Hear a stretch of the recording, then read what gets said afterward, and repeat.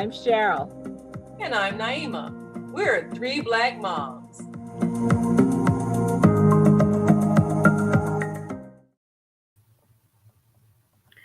When my daughter was a newborn, we brought her home that first day, laid her in the bassinet next to me, and then she started to cry. And I looked at this little girl and I said, "You know what? You're brand new. You don't even know anybody yet. Come on in here with me." And I slept with my baby for a long time. And like a lot of newborns, she also lost a lot of weight that first week. And so when I brought her back, the doctor said, because she was also a little jaundiced, said, you need to make sure that she's eating enough. So I kept her in the bed with me. And I used to have to wake her up sometimes. I even had a song. I won't bore you with that song, but I even made up a song so I could wake up and so I could feed her. And we co-slept a long time. And my doctor even said, "Don't come back to me in a year and say, 'Dr. Bill, I can't get the baby out the bed.'" Well, I didn't come back to her in a year. But if I had, I would have come back to her for probably about 11 years. We co-slept a long time. But the thing is here, and I want to talk to my sisters about this, because the more I think about it, the more I wonder if we are subscribing to a westernized version of you have to get your baby to sleep on its own. Because there's all these things that talk about sleep training and self-soothing. And I'm sorry, I just recently saw something where a psychologist said babies don't have the capacity or the neurons yet to self-soothe. So when they cry it out and cry themselves to sleep, they've kind of given up. And I just didn't want my baby to feel like nobody was there for her. And my baby now is 22 years old, and I dare say I probably still would not let her cry herself to sleep without me going in there and making sure that she's okay. But she does not sleep with me anymore. So, yeah, I finally got her out of the bed before she got married. So, so I don't know. And the American Pediatric Association is always talking about how dangerous it is to co-sleep. I always knew where my baby was. I never rolled over on her. And we slept very well. And when she could wake up, when at the time she was nursing, and she nursed for about 20 months, when she could wake up, she gained enough weight. She was healthy. She never felt abandoned. I don't know. She's a great kid now, so if I did something wrong, I don't see it. What do you guys think? Well, Go ahead. well, I would say, because what, my husband was kind of old school, and he would always tell this story about how he had an aunt that rolled over on one of her babies and almost suffocated them or something, because he was nervous when I would put Zakia in the bed with us. But for me, it just made sense, because number one, I was nursing, and number two, I wasn't getting up in the middle of the night every night, all night. I'm not doing that. Hey, here it is. When you're hungry, hey, go ahead, go for it. I mean, plus I didn't want to have her crying. And then, I kind of felt the way you felt. Here's this little person, and they're all by themselves. They need comfort. So it's a natural instinct to sleep with your baby. And so I think it's kind of a Western concept: snatch the child away from the mother and put them way away someplace. And sometimes people have a whole separate room for a child, which no, I don't see that. But I think we have to question a lot of things that we adopted that people would make fun of other cultures, even the whole thing with wrapping your baby up around you. Because I had one of those snugglies, you know, and I carried the kid with me strapped to my body everywhere. And, you know, people would say little things like, oh, that's so primitive or whatever. But you know what? Hey, she's not crying. She's calm. And if I need to feed her, there she is, you know. So sleeping, I think it makes a lot of sense. And I think she cried less because she wasn't way across the room in a crib. That's my thought.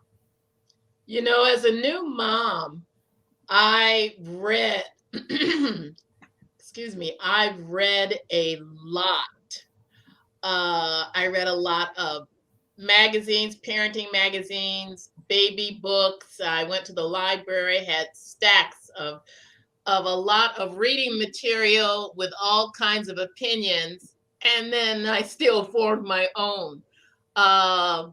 Lavinia was the first one. She was fed on demand. She was in the bed with us until, you know, she was at least a year, you know, before she was mostly in her own crib. Because I will say this, when those kids get bigger, they are complete bed hogs. You're trying to sleep, and this child is laying all diagonally, and next thing you know, you're like being further and further on the edge of the bed while they are almost kicking you out. So my grandson is the same way. When we would watch him, you know, and he's 2, he's in the bed with us, and you wake up and you're almost on the floor, and he has the whole double bed to himself. So and that's just the funny part. But that whole thing of letting the baby cry, that's no good. And I will say this about feeding your baby in the middle of the night. I did it until my kids were over a year old. And then this book called Healthy Sleep Habits, Happy Child by Dr. Mark Westbluth. That book saved my life. It wasn't about twins, because the second time around I had twins and I had to put them on a schedule, because then, you know, John would eat 1 hour and then Lorelai's ready the next hour. And after like 6 hours of that, I never got any sleep. So I had to put them on a schedule where I could feed them both at the same time. And these kids all were almost 2 before I weaned them. But that time of being in the bed saves you having to get up and go and get them out of their bed, because you read enough and it tells you when a baby by the time a baby is crying, they're already starving. Yeah. That's a scary concept to understand and read. But I realized, you know, first whimper, I'm there. I'm not letting my child cry. And I know that when I was in China, and Lavinia had this ministry where she would go to a place called the Helping Hands, where they had a number of children that had been abandoned. Our job was just to come and hold the babies, because they didn't have anybody. They said that whole nurturing thing actually helped them to develop emotionally, to have a sense of security. And they just had round the clock people that came and just held them until they were adopted. A lot of these kids had birth defects, and people that wanted to adopt them would pay for their operations. And it was just an opportunity to see how nurturing that is, to have an adult warm body next to you, providing as much security as is possible, because they've left the womb. They have left the most secure place they have ever known. And some of the things I read talked about not to blame parents where these incidents happened, but there were occasions where they would say the sleeping death syndrome was the cause, because a baby was left alone and maybe felt that they don't really know the answers to a lot of those things. And so you don't want to put guilt on a parent whose child passed away. Infant death syndrome, But I feel that whole nurturing aspect, it goes by really fast, and you need to do everything you can to be that kind of parent that is willing to give up a little bit of sleep because you're not going to get any anyway. Yes. So it's good to have your child right by you. Yeah. And the Well, thing is, like I remember when I took her to see the doctor one time, and she said, "Do you carry this baby a lot?" And I said, "Yeah." Why? Because I thought she was gonna say I was doing something wrong. She says, "Because her head is perfectly round." Oh, Because that's interesting. I didn't let You didn't lay her in a crib all the time. Later. time to have Yeah. my baby. You know what? You all know I was already 42 when I had my baby. I had waited a Oh, yeah. long time to have this little girl.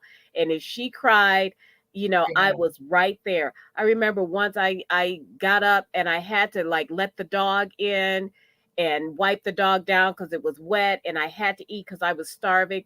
And she cried for maybe 5 minutes. And Oh. and you know what? I cried for an Felt hour bad. after that. Yeah.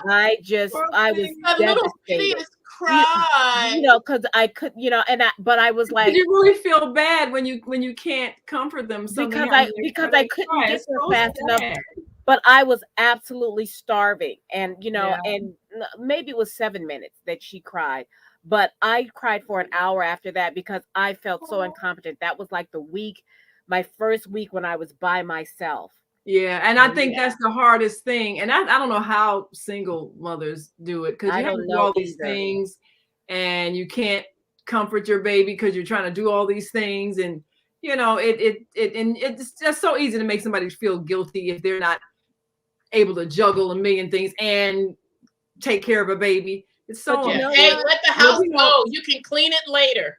yeah, Or sometimes pay you just somebody gotta else let to it do go. it if you can. Yeah. But having your child sleep with you, I think that's one of the things that you can do that at least brings them some comfort at night because you don't want them crying at night. Now, Beata Robinson from I Florida see says, that. Yeah. yes, having kids sleeping with you can seriously disrupt the rest of a sensitive adult. Now, that's the thing. How do you deal with it if you and your husband, you're both in the bed and maybe they don't think the child should be there and you don't want to put the child away because you feel like, well, yeah, she needs to be with us. Well, What do no, you do? Put them on the other side or kick them out? I no. mean, what do you do? Yeah, well, this is the thing that used to happen to me. I get that if you're a sensitive adult, but when I went back to work, I went back to work when Sarah was 6 months old. And so I worked nights, he worked days, I worked nights. So I would come home and she would not be in the bed, she would be in her crib. And I would wake up. So I would get in the bed and she would wake up around 6 months. They're still waking and that kind of stuff. They're not sleeping through the night. She'd wake up and she'd cry. He would get up, put her in the bed with me because he needed his sleep. And then he would go into the other room because we had another bedroom, and he would go in there and sleep. So it always ended up in the bed together. And on the nights that I was home, she just ended up there. And it was just like eventually she was gonna wake up and come in with us. And we did all kinds of stuff by the time she was 4, and we tried to bribe her and everything else. But eventually, she would come in, and eventually she got old enough to where she did not want to constantly come into the bed. And I was feeling bad about her being like 10, 11 years old until I had friends that said, you know what? I got my kids are 13 and 15 and they still come to bed. So at that point I said, you know what? You're okay. You are not scarring her for life. She's not going to grow up and be a pervert or anything like that. They needed the comfort. And when she didn't need it anymore, she's fine. You can't get her to come in the bed with you now. Forget about it. It's not going to happen. Not that I need Well, if there's a bad dream, the bed is always open. Well, yeah, that's true. I mean, because they do have nightmares when they're young, and yes. or thunderstorms, things like that. Or night. I'm not a fan of having the room be completely dark either. I think have the door open with light that's streaming in because they tell you that having a night light is not good for their eyes. I've read something about that too. But as a grandparent, I pass on some of these same things that I have read about that I find to still be true. Yeah. Well, I still can't sleep with the closet door open because of monsters in the closet. So I I have to get up, close the door. Girl, those things are under the bed. Let's just check Exactly. under the bed. Yeah. So Well, what I used no, this is what I used to do. I used to spray when I did get Sarah to sleep in her own room and she would talk about monsters. I used to spray my perfume. I told her that monsters were scared of Mama's perfume. And, so I Whatever just gave her, works. yeah, and it worked. Until in the middle of the night when she came in there and I would just move over. So when she's married and she's spraying perfume under the bed, you had some explaining to do. Nope, not you know what? I ain't got nothing. She doesn't even remember that stuff now. So if she starts doing it, it'll be some trigger or something, and I'm not saying a word. I don't know. It's just a family tradition. I don't know where it came from. Yes, exactly. But that's the thing is that and I get where sometimes it can disrupt the whole house. And I used to watch Super Nanny where she was talk on and on about this, but I just think that this is a cultural thing for some Yeah. of us I that think we so. can't, we have to do what we feel is best for us. Not, and everybody doesn't feel like that. I'm not saying it's the Black culture to always have your kids in the bed or the white culture not to. Because I've known white parents who say, I don't care if we have to have a family bed. But I think that we have to stop listening to experts because Who don't have nobody's any an children. expert on your kid more than you are. Right. Yeah. I think that's definitely the case. You have to do what makes sense. And if your child is at peace and comfortable, then that's the thing that makes sense. So now, Barbara, you had the first grandchild, and so Yeah. yours was kind of, the firstborn is always the test child. You do all the Poor thing. yeah. If they survive, then the next ones will be okay. So when it came to having to put her in a crib, her being your first child, how did you feel about that when you did have to put her away separate, even in her own room? Was that a hard thing to separate? It was not. Now I'm trying to think back because my oldest is 35 now, so we're digging way back. Yeah. Oh, and just so you all know, our mother just reported that she just called. She just got through talking to Lavinia from China right now. Nice. Oh, I'm glad. Yes. Yeah. So yes, she just checked in. We just got to talk about checking in. So she just checked in with Yeah. from China. Yeah. So in terms of, she was with us a long time in the same bedroom. Her crib was like a step away from mine. We had very small quarters. And even when she got her own bedroom, it was right next door to our main bedroom. So she was never really far away. Right.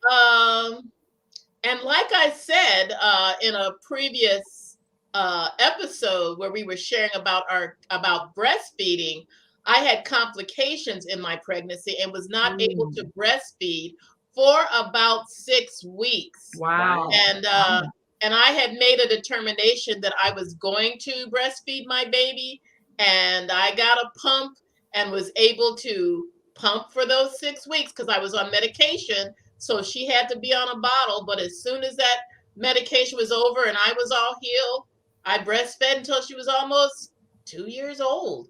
Yeah. So, yeah, I nursed until Sarah was 20 months. I would have let her go a little longer, but we were trying to have another one. So, I was told that if we wanted to have another one, we had to wean her. But and it took about it took less than a week, but I still feel guilty about that, but she's fine. but Yeah. but that was the thing because they wanted that closeness. But she was always close to us too. Now her bedroom, it was like right off of ours. Yeah. And so she could wake up and she could lean over and she could see us. And that's the thing is when she got to the point where she could stand up in her crib and lean over and go, hi. And that meant, okay, it was time to Oh, get up and cute. go get her. Yeah, she was very cute. And that's when her father would come and get her and then put her in bed with me and then go into the other room. So Yeah, well, Zakia, she started out in the same room with us. Her crib was right next to our bed. But half the time, like if she cried at night, I'd get up and get her and put her in the bed. I never put her back, because I'm like, mhm, okay, why? yeah. To get her again. I used to get really angry when when my husband, he would be sleeping all soundly and everything, and she's crying, and that little sound. I mean, and it sounds like the loudest thing in the world. And I'm thinking, this man is faking like he can't hear this baby cry. I used to really get agitated because I thought for sure, oh, he's faking because he don't want to get up and get her.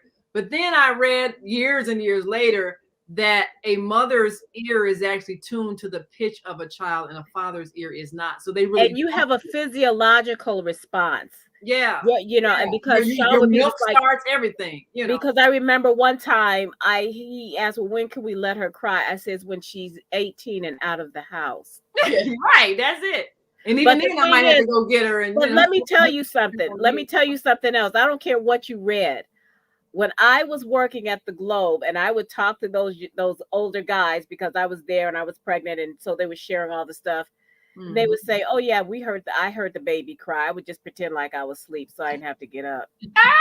So there was some faking. So there was some faking there. Yeah, they hear it just fine. They just don't want to get up. Later, your turn to get the baby. Yeah, no. That's no, one they're thing like- though. If you're doing formula, then anybody can get up. But if you're breastfeeding, only you Only can you do can. that. Unless when it you was try Aaron's and turn to you get know, the baby, he would get up, get the baby, or get the babies and bring them to me. Yeah. Yeah.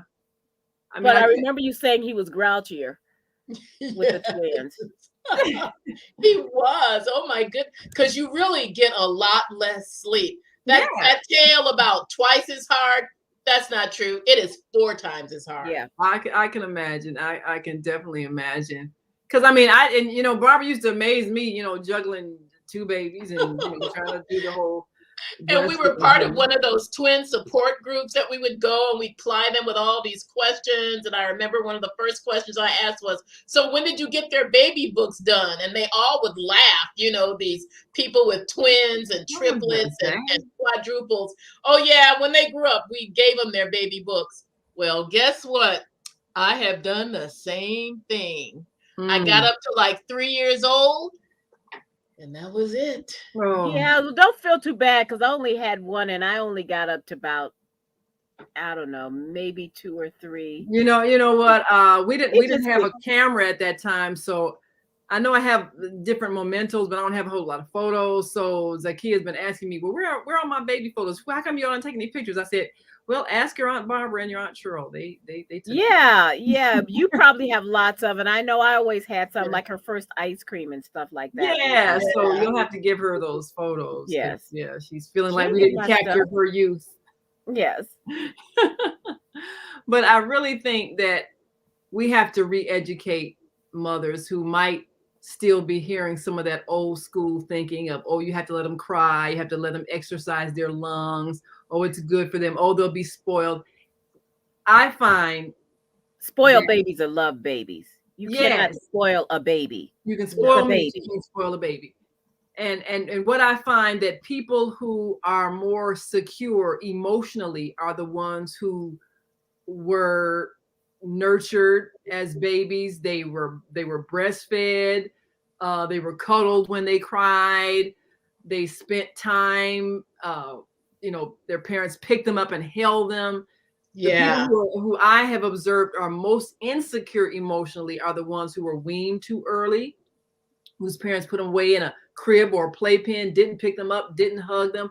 Those are the people that spend a lifetime trying to find the comfort that they didn't get in infancy, and they look for it in a bottle or in whatever they put up their nose or whatever they smoke. I mean, they're looking for bad relationships. Yeah. Yes, bad relationships. I mean, oh my goodness, I didn't there's have something a neurological date about until that. Virginia was over a year old. We didn't even go out. We were so funny. Oh, well, we got to go You out only parents because always you all helped me. I remember, you all helped me, you all and you came, do need help. and so that we Yeah. could go out to dinner once. Yeah. I mean, you do have to have that. I think I Support. told you all that story about when me and Zakia and Sultan, we went out to dinner, and she was real young, like 18 months or 2 years, something like that. And she had this favorite doll. And Zakia was always very expressive. Her facial expressions just said everything. So I mean, she brought the doll with her, her favorite little friend. And we sat at the table at this restaurant, and the waitress said, "Oh, well, we can get you one of those booster chairs for your daughter." And so, yeah, okay, give us the booster chair. So, you had to put the big booster chair in the chair so they can sit up. And so Zakia goes, "We need one for my friend." And Sultan looks at her like, "Dolls don't eat. That's silly." And Zakia gave him this look like, "You better play along." So she turned to the waitress and said, "We need another booster chair." Yes, exactly. The waitress, she was good natured We about it. don't mind. She bought a booster Yeah. chair, and we got ready to order. And Sultan said, "I don't care what she said. I ain't ordering a plate for that doll."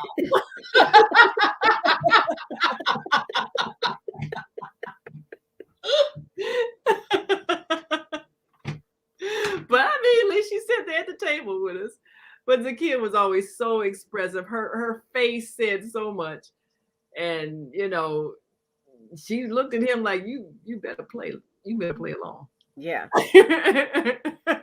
Get that chair from my brain. Yes. But I think that she was very calm, and she's still a calm spirited person. I think a lot of it had to do with the fact that I did sleep in the bed with her until she was college. 19, 20. Until she left the house. But until she went to college. But I carried her around the snugly. I did all the things, the so-called primitive stuff that people would make fun of, as if it's not civilized to carry your baby. But I ignore all that. I think it does make a difference in their emotional health. And these things change, because when we were young, people used to say that formula was better than breast milk. And then they started changing a generation, and in our community is not as encouraged as it should be. But you know what? Folks that look like us, they were wet nurses in the back. We were feeding other people's babies. So they knew what was best for their children. And that's the same thing with caring. Now you have all these things with the baby Bjorns and all of these little holders, and how you can carry them in a sling or backpack or whatever. But before, it was like, you put your baby away from you, but now we don't do that anymore. So a lot of the things that people are telling you is best for the baby are coming back to what they used to call primitive. Because you see these very calm babies over in the motherland who have their babies strapped to them, and those babies are just fine. They're thriving. And I will say this thing about the baby slings, to do your research on them, because some of them are not safe for certain ages. There's certain ones that baby is not old enough to actually be in different kinds of slings, and they aren't able to breathe. So it's good to know the brand, the type, and the age of the baby to be fitted for a particular type of sling. Especially, if their head needs to be supported, because you wear them in the front when they're really small like that, but they have to be facing inward, so that they can, so they can be supportive. Now, when I went back to dance, I used to have a backpack, and I used to strap her to my back, and I would dance that way, because when I put her in the front, she would lean over because she would hear the sound, because I'm a tap dancer. So she would lean over and she would look for that. So I started putting her on my back, and somebody says, "Oh, her head's going to fall off," but she would fall asleep while I was dancing. Oh, well, that sounds like fun. So because the rocking motion. Yeah, well, that's good. Well, we've got to go, and we certainly do appreciate all of you all who have listened in. And remember, if you have a child that is still in the crib and they cry, and you're breastfeeding, it's okay if you keep them in the bed with you. You won't roll over and crush them. Just You know where make your baby sure, is. yes, just make sure you don't just let them cry and cry and cry. Yeah. They're saying, I need comfort. Well, we gotta go. We want you all to join us again next week here on Three Black Moms. And make sure you subscribe to our YouTube channel and like us on Facebook, Three Black Moms. I'm Naima. I'm Cheryl. I'm Barbara. We are Three Black Moms. Bye-bye. Bye.